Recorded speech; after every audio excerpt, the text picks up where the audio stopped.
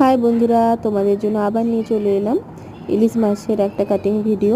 তো যারা যারা এখনও আমার চ্যানেলটিকে সাবস্ক্রাইব করোনি অবশ্যই সাবস্ক্রাইব করে দিও, যাতে একটুখানি সাপোর্ট পাই এবং নতুন নতুন ভিডিও আপলোড করতে একটু সাহস পাই।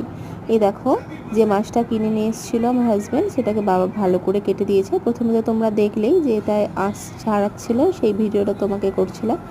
তো ইলিশ মাছকে সবাই রূপোলি ফসল বলা হয়, রূপোলি শস্য। তো তোমরা কে কে ইলিশ মাছ খেতে ভালোবাসো এবং কি কি রেসিপি করো?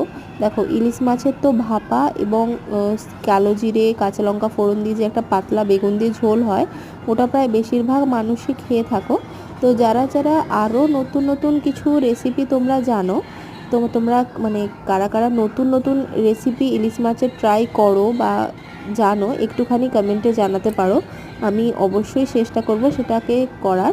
আমি একবার ইলিশ মাছের লেজাটাকে মানে সেই মাখা হয় না, মাছ যেরকম মাছ মাখা সেরকম করেছিলাম, তবে দুর্দান্ত হয়েছিল খেতে। তো তোমরা কি ইলিশ মাছের মানে লেজটিকে ওরকমভাবে ভেজে কখনো পেঁয়াজ লঙ্কা রসুন দিয়ে যেরকম হয় না, কাঁচা লঙ্কা দিয়ে একটু ঝাল ঝাল করে মেখে কখনো খেয়েছো? তো যারা যারা খেয়েছো একটু কমেন্টে জানাতে পারো। আর যদি আমার ভিডিওগুলি ভালো লেগে থাকে অবশ্যই জানিও, তাহলে নতুন নতুন ভিডিও আপলোড করতে একটু সাহস পাবো। এই দেখো, এখানে মাছের পেটটিকে ভালোভাবে পরিষ্কার করা হচ্ছে।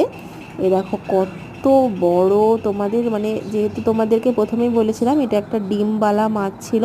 এই দেখো কত বড় একটা ডিম মানে বের হবে, তোমরা দেখবে মানে